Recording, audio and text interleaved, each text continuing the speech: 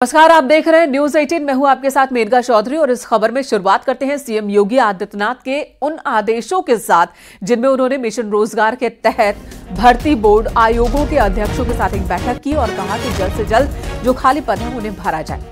CM योगी के सरकारी पदों पर भर्ती के आदेश, खाली पदों को जल्द भर्ती के आदेश दिए। उन्होंने पारदर्शी तरीके से पूरी प्रक्रिया को संपन्न कराने की बात कही गई है सीएम योगी आदित्यनाथ की ओर से। भर्तियों को वक्त पर पूरा कराने की बात कही है सीएम योगी ने और साथ ही ये भी कहा कि पुलिस भर्ती परीक्षा मॉडल बनी है। योगी आदित्यनाथ ने उन सभी लोगों की तारीफ की जिन्होंने पुलिस भर्ती परीक्षा को संपन्न करवाया है। अन्य भर्ती बोर्ड भी इस प्रक्रिया को अपनाए, ये सीएम की ओर से बात कही गई।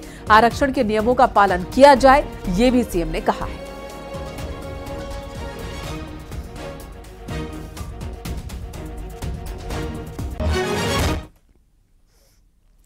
अमेठी में बदमाश अनुज सिंह का शव उसके गांव जनापुर पहुंचा। एम्बुलेंस से शव लेकर पिता गांव पहुंचे। परिवार का रो रो कर बुरा हाल है। कल बदमाश अनुज सिंह का अंतिम संस्कार किया जाना है। आपको बता दें, एनकाउंटर में एसटीएफ ने अनुज प्रताप सिंह को एनकाउंटर के दौरान वो ढेर हुआ था। अनुज की मौत से परिवार और गांव में नाराजगी थी।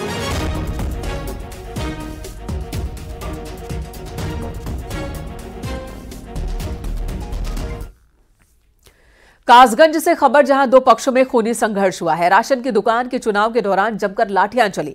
दोनों पक्ष में पथराव हुआ। पुलिस के सामने पथराव का आरोप लगा है। पेसोई गांव का यह मामला है। मारपीट और पथराव में 12 से ज्यादा लोग जख्मी हुए हैं। मारपीट का वीडियो भी वायरल हो रहा है।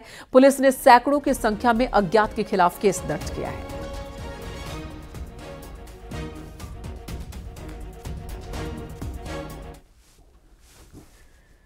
कौशाम्बी में जंगली जानवरों ने 4 लोगों पर हमला कर दिया। हमले में सभी गंभीर रूप से घायल हो गए। मवेशियों को चराने के दौरान जंगली जानवर ने अटैक किया।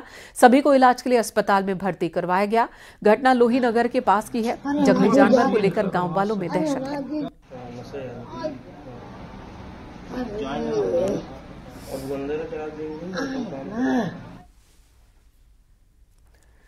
इधर बिजनौर में वन विभाग की टीम के साथ मारपीट हुई है। शरारती तत्वों ने गाड़ी रोककर वन कर्मचारियों के साथ मारपीट की है, जिसका वीडियो सोशल मीडिया पर वायरल हो रहा है। वन कर्मचारियों ने दबंगों के खिलाफ तहरीर दी है।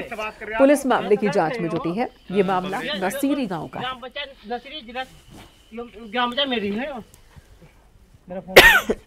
फोन निकाल, क्या यार तुम कर रहे हो? बात कर, मेरा फोन ला, अभी से बताऊंगा तुम्हें।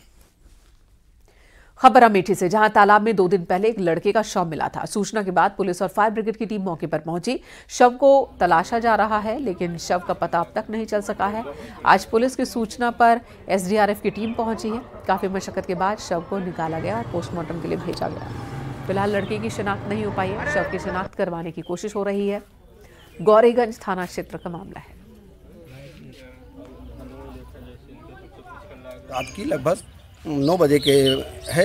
अपरिचित व्यक्ति, लगभग उम्र 24-25 साल थी, इस तालाब में गिर गया। गांव वाले उसको बचाव का प्रयास किया, नहीं बचा तो प्रशासन को फ़ोन किया। प्रशासन आया, फिर उन्होंने कहा कि सुबह जो है गोताखोर को व्यवस्था की जाएगी।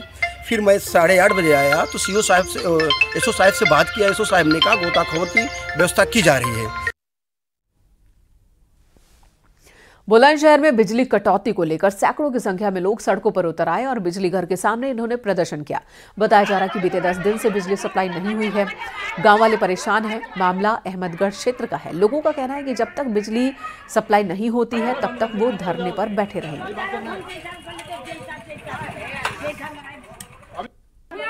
कारण यह है कि पिछले लगभग 10 दिन से लाइट नहीं है। टावर वाला मोहल्ला पड़ता है, जिसकी अभी सोनू भाई का मेरे पास कॉल गई, मैं तो उनके फोन सुनते तुरंत आया। अब यहाँ ये बात करिए, एसडीओ साहब कह रहे हैं कि बिजली नहीं आ रही है, तो कोई दिक्कत नहीं है। मैंने दिक्कत क्यों नहीं है कि उनका बिल तो नहीं आ रहा। जब बिल नहीं आ रहा तो क्यों नहीं आ रहा भाई? बिल तो जब भी तो आएगा जब बिजली आएगी। जनता परेशान है। तुम 10 दिन घर में बैठे हो, बताओ, सारे लोग रोड बैठे हैं। अरे जिस तरह से बीमारी भी फैली हुई है, बहुत ज्यादा गर्मी है और बिजली नहीं आ रही है, तो लोगों को किस तरह की समस्या आ रही है? पूरी समस्या है, समस्या ही समस्या है। जब बिजली नहीं होगी तो सारी जो मलेरिया है, बुखार है, ये सब कुछ चल रहा है, तो क्या होगा बताइए? जनता परेशान है, बीमार होगी। इधर कौशाम्बी में हेडमास्टर ने छात्र को बेरहमी से पीटा। बेंच टूटने से नाराज मास्टर ने छात्र की पिटाई कर दी। छात्र की पीठ पर पिटाई के निशान है। छात्र की मां ने डीएम से शिकायत की है। परिषदीय स्कूल सिराथू का यह मामला है। छात्र की मां उसी स्कूल में रसोई का काम करती है।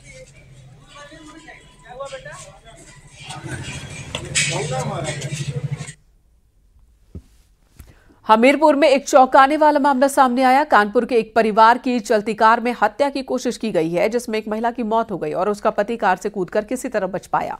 ये परिवार चित्रकूट दर्शन के लिए अपने पड़ोसी के साथ जा रहा था। बीच रास्ते में अचानक पड़ोसी ने युवक और उसकी पत्नी का गला दबाना शुरू कर दिया। खुद को बचाने के लिए पति ने चलती कार से छलांग लगा दी और दोनों बच्चे पत्नी कार में ही रह गए। थाना जरिया में पति ने पत्नी और बच्चों के अपहरण की रिपोर्ट दर्ज कराई, जिसके बाद पुलिस ने खोजबीन शुरू की तो महिला का शव गोहांड कस्बे में झाड़ियों में मिला है, जबकि दोनों बच्चे सही सलामत मिले। पुलिस ने वारदात में इस्तेमाल कार बरामद कर ली है। कार ड्राइवर को भी हिरासत में लिया है। कानपुर से अपनी पत्नी, अपने दोनों बच्चे और एक पड़ोसी का मित्र के साथ गाड़ी बुक करके कानपुर से चित्रकूट जा रहा था। रास्ते में जोलपुर मोड़ पर एक व्यक्ति, जो कि ड्राइवर का रिश्तेदार बताया, वो भी गाड़ी में बिठाया गया था।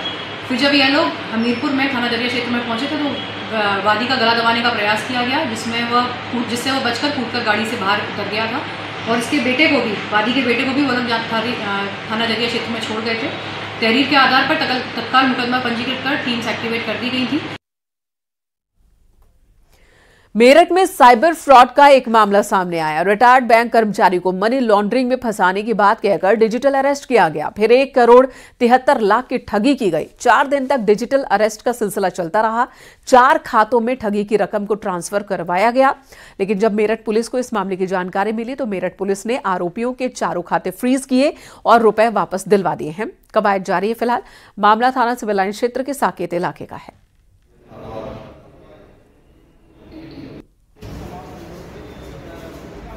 देखिए, आजकल जो साइबर स्पेस है उसमें कई प्रकार के सॉफ्टवेयर आए हैं, जिससे आवाज़ बदल के, चेहरा बदल के, आर्टिफिशियल इंटेलिजेंस के ज़रिए ये कॉल किया जाता है, वीडियो या ऑडियो कॉल।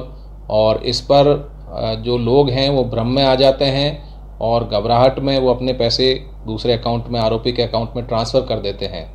मेरा सबसे निवेदन है कि यदि आपको इस प्रकार का कोई कॉल आता है, चाहे वो कहीं से भी, किसी भी एजेंसी का हो, आप तत्काल अपने स्थानीय थाने को या 112 को या साइबर थाने को सूचना दें और तथ्यों की पुष्टि की जाएगी पुलिस के द्वारा और जो भी तथ्य सामने आएंगे उसी के आधार पर अग्रिम कार्रवाई की जाएगी। बिजनौर में फालूदा बेचने वाले लड़के पर बाइक सवार लड़कों ने हमला किया। मारपीट की घटना सीसीटीवी में रिकॉर्ड हुई है। किरतपुर इलाके का ये मामला है। पुलिस ने पीड़ित की तहरीर पर केस दर्ज किया है। पीड़ित का कहना है कि पड़ोसी दुकानदार से कहासुनी हुई थी। कुछ दिन पहले भी उसे ये लोग धमकी दे चुके थे। अवगत कराना है कि आज दिनांक 22 अगस्त 2024 को रात्रि में सोशल मीडिया के माध्यम से लूटपाट और मारपीट के संबंध में एक वीडियो प्राप्त हुई। उससे घटना के बारे में जानकारी की गई तो उसके द्वारा बताया गया कि दो बाइक पर 4 लोग आए और उसके साथ हाथापाई किए और चले गए। लूटपाट की कोई घटना कारित नहीं की गई है। उनके द्वारा बताया गया कि इसके पूर्व में भी उसके पास में ये फालूदा की दुकान लगाने वाले एक व्यक्ति ने धमकी दी है और उसे संदेह है कि उसके द्वारा यह घटना कारित की गई है। इस संबंध में तहरीर प्राप्त कर संबंधित धाराओं में अभियोग पंजीकृत कर लिया गया है। शेष वैधानिक कार्रवाई प्रचलित है। तिरुपति मंदिर के प्रसाद में मिलावट के मसले पर साधु संत आहत हैं। यति अखाड़ा महानिर्वाणी के सचिव महंत यमुनापुरी महाराज ने प्रसाद के दोषियों के खिलाफ सख्त कार्रवाई की मांग की है।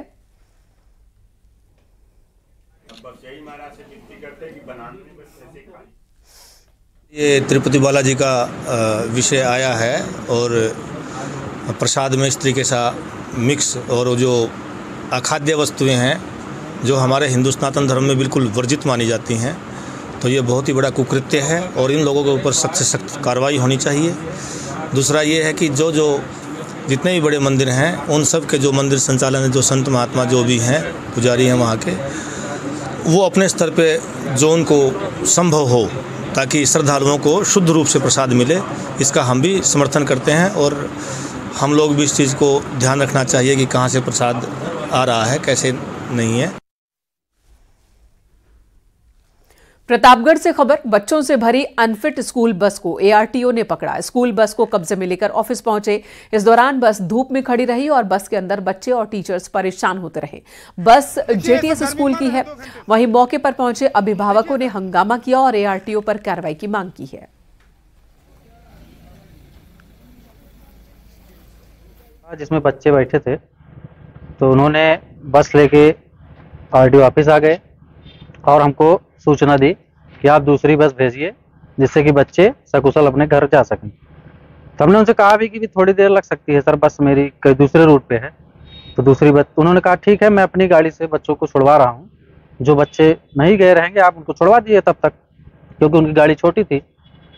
तो उसके बाद कुछ अनावश्यक लोगों ने उसको तूल पकड़ाया उस बात को। यहाँ पे जो लोग थे उन लोगों ने बताया कि आरटीओ साहब बच्चों को छोड़ नहीं रहे, बच्चों सहित बस को पकड़ लिए हैं, जो कि ऐसा कुछ नहीं था। हमसे बात भी हुई, उन्होंने फोन पे भी बात की हमसे। गाजियाबाद के एक दिव्यांग डॉक्टर ने कॉमेडियन म्यूजिक कैफे मुंबई समेत 5 कॉमेडियन को मानहानि का नोटिस भिजवाया है। आरोप है कि टीवी सीरियल के एक एपिसोड में दिव्यांग व्यक्तियों के लिए अपमानजनक शब्दों का इस्तेमाल किया गया। दिव्यांगों का मजाक उड़ाने का आरोप लगा है। सभी प्लेटफॉर्म से विवादित एपिसोड हटाने की मांग की इस शख्स ने। साथ ही डॉक्टर का कहना है कि कलाकारों को सार्वजनिक रूप से माफी मांगनी चाहिए। नोटिस सर्व किया है इन 4 जजेस को, रादर जजेस के बदले मैं इनको पैनलिस्ट कहना चाहूँगा। इन 5 पैनलिस्ट, एक परफॉर्मर और यूट्यूब को एक लीगल नोटिस भेजा है कि ये सार्वजनिक तौर पर माफ़ी मांगे कि जो उन्होंने डिसेबिलिटी का उपहास किया है, और अपने सारे सोशल मीडिया हैंडल से ये सारे के सारे ऑब्जेक्शनेबल कंटेंट को रिमूव करें। यह नोटिस यूट्यूब को भी गया है। और इसी कड़ी में एक और जो दूसरी घटना हुई है वो ये है कि the court of chief commissioners for persons with disabilities government of India, उन्होंने भी इन 6 लोगों को एक नोटिस भेजा है कि 7 दिन के अंदर ये उस दूसरे नोटिस का भी जवाब दें। महोबा की शहर कोतवाली पुलिस पर एक्सीडेंट के मामले में बड़ा खेल करने का आरोप लगा है। दरअसल पिछले दिनों एक बस ने बाइक सवार 2 लोगों को टक्कर मारी थी। घटना की सूचना पर पुलिस टीम मौके पर पहुंची, बस को थाने ले आई। थाने में खड़ी बस अचानक ही गायब हो गई। हादसे की रिपोर्ट में बस की जगह ट्रक की एंट्री कर दी गई। वहीं पूरे मामले ने अब तूल पकड़ा है। वहां मौजूद लोगों ने पुलिस पर 60 गांठ के आरोप लगाए हैं।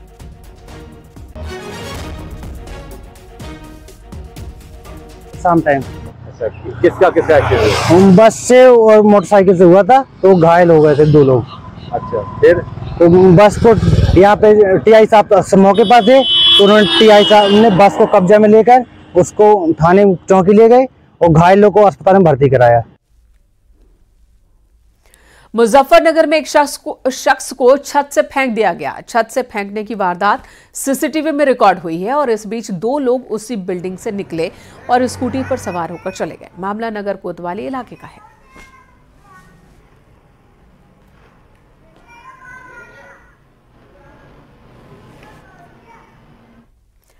मुरादाबाद में बेटे की गिरफ्तारी का डर दिखाकर एक शख्स से ठगी हुई है। साइबर ठगों ने खुद को दिल्ली पुलिस का अधिकारी बताया। 1,92,000 रुपए की ठगी की। साइबर ठगों ने कॉल कर कहा कि बेटे पर रेप का केस दर्ज हुआ है। जब पीड़ित ने बेटे से बात कराने को कहा तो आरोपियों ने किसी से बात भी कराई। फिलहाल कटघर थाने में रिपोर्ट दर्ज हुई है और पुलिस मामले की जांच कर रही है।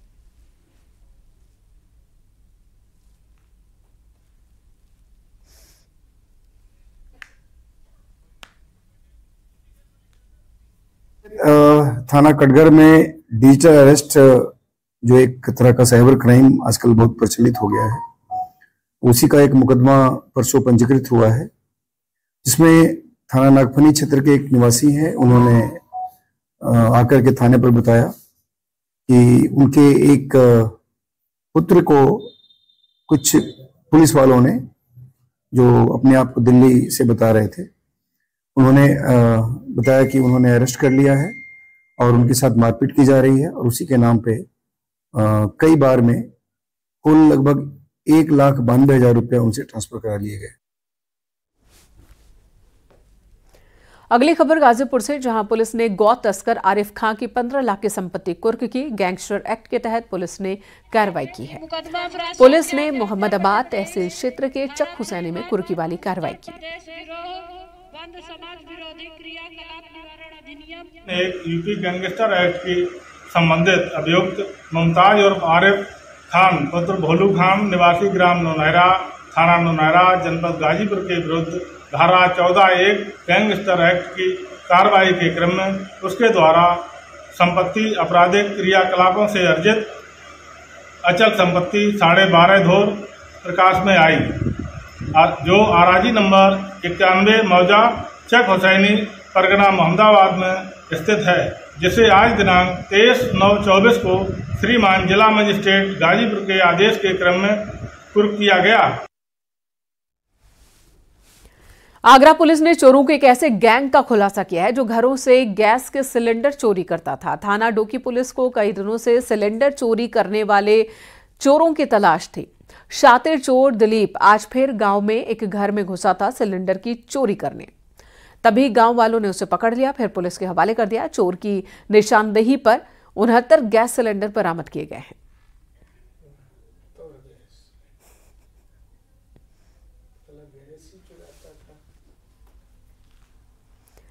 कन्नौज पुलिस ने 50,000 के इनामी बदमाश को एनकाउंटर में पकड़ा। 1 साल पहले बदमाश ने अपने गैंग के साथ मिलकर इत्र व्यवसायी के घर में लाखों की डकैती की थी। 7 साथियों को पुलिस पहले ही गिरफ्तार कर चुकी है। बदमाश अपने साथियों से मिलने जेल भी आया करता था, तभी मुखबिर की सूचना पर पुलिस ने उसकी गिरफ्तारी की।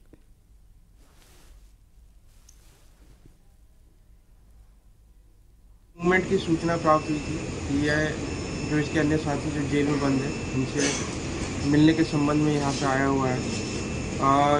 सूचना के आधार पर जलालपुर पनवाड़ा की तरफ कोतवाली कन्नौज टीम और एवं एसओजी टीम द्वारा चेकिंग की जा रही थी। वहाँ पे एक संदिग्ध व्यक्ति दिखा जिसे रुकने का इशारा किया गया।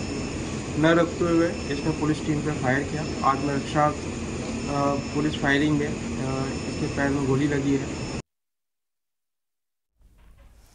ललितपुर से खबर, जहां एक शराबी बेटे ने बुजुर्ग पिता की बेरहमी से पिटाई कर दी है। बेटे की पिटाई से पिता जख्मी हो गए, जिन्हें इलाज के लिए अस्पताल ले जाया गया, लेकिन इलाज के दौरान उनकी मौत हो गई। पुलिस ने मां के तहरीर पर शराबी बेटे के खिलाफ केस दर्ज किया है, उसे गिरफ्तार कर लिया है।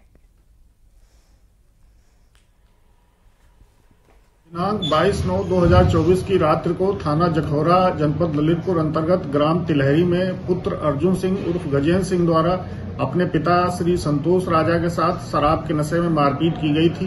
उक्त मारपीट की सूचना मिलने पर थाना जखौरा पुलिस द्वारा तत्काल मौके पर पहुंचकर घायल को इलाज के लिए अस्पताल भिजवाया गया, जहां इलाज के दौरान उनकी मृत्यु हो गई।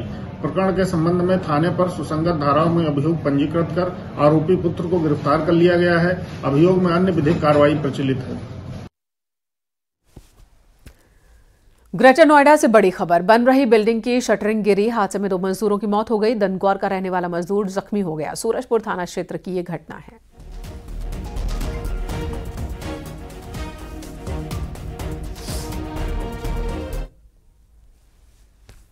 झांसी में 2 लोगों ने एक आदमी पर रॉड से हमला किया है। हमले में युवक के मुंह पर चोट आई है और उसके कई दांत टूट गए। शरीर पर भी चोट के गंभीर निशान मिले हैं। घटना का वीडियो सोशल मीडिया पर वायरल हो रहा है। जानकारी के मुताबिक हमलावर इलाके का अपराधी है। मामला नवाबाद थाना क्षेत्र के खुशीपुरा का है। पुलिस ने फिलहाल केस दर्ज कर लिया है।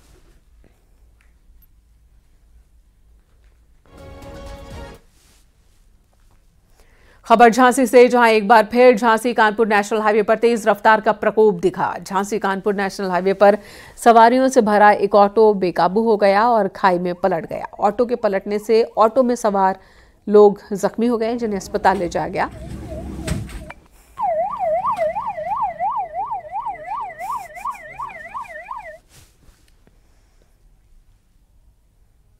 श्रीलंका से कौशाम्बी तपोस्थली आए बौद्धिस्टों की बस में भीख न मिलने पर लोगों ने पथराव किया। इससे बस का शीशा टूट गया। इतना ही नहीं, श्रद्धालुओं से धक्का मुक्की भी की गई है। आपको बता दें, बौद्ध की तपोस्थली में हर दिन विदेशी बौद्धिस्ट पूजा पाठ के लिए आते हैं। श्रीलंका से 65 श्रद्धालुओं का जत्था आया था। वाराणसी के सारनाथ से टूरिस्ट बस से तपोस्थली पहुंचा था। आरोपी की सूचना के बाद पुलिस भी नहीं पहुंची। थाना कौशाम्बी क्षेत्र में विभिन्न बौद्ध धार्मिक स्थल स्थित हैं, जिनको देखने के लिए कई विदेशी तीर्थयात्री यहाँ पर आते हैं। इसी पर उन दोनों के बीच में ड्राइवर तथा बच्चों में वाद विवाद हो गया था। तभी पास के खेत में उस बच्चे के पिता काम कर रहे थे, वो वहाँ पर आ गए तथा गांव वाले भी वहाँ पर पहुँच गए थे। तो जो नुकसान हुआ था उसकी भरपाई उनके पिता के द्वारा कर दी गई थी। ये पूरा विवाद ड्राइवर तथा नाबालिग बच्चे का था, जिसमें जो नुकसान हुआ था उसका भुगतान उनके पिता के द्वारा किया गया है। वर्तमान में वो गाड़ी वापस वाराणसी चली गई है। अधिक जानकारी प्राप्त करके और आवश्यक कार्रवाई की जा रही है। लखनऊ से खबर, जहां प्रॉपर्टी डीलर के बंद मकान में चोरी की खबर है। 25 लाख की चोरी हुई है। 25 लाख के गहने और 15 लाख कैश की चोरी हुई है। राइफल कारतूस नहीं ले गए चोर। किडनी ट्रांसप्लांट के लिए पैसे रखे थे। चिन्हट के विकल्प खंड की यह घटना है। आईआईएमसी एलुमनी एसोसिएशन ने इम्का अवार्ड्स 2024 के विजेताओं का ऐलान किया। दिल्ली में आयोजित कार्यक्रम के दौरान जर्नलिस्ट ऑफ द ईयर और कृषि पत्रकारिता के लिए अवार्ड बांटा गया। विजेताओं को ट्रॉफी, प्रमाण पत्र के साथ साथ नगद पुरस्कार भी दिए गए। इनके अलावा विजेता बनने से चूके आवेदकों को जूरी स्पेशल मेंशन अवार्ड के तहत प्रमाण पत्र और ट्रॉफी से सम्मानित किया गया। इस समारोह में एक पुस्तक का विमोचन भी हुआ।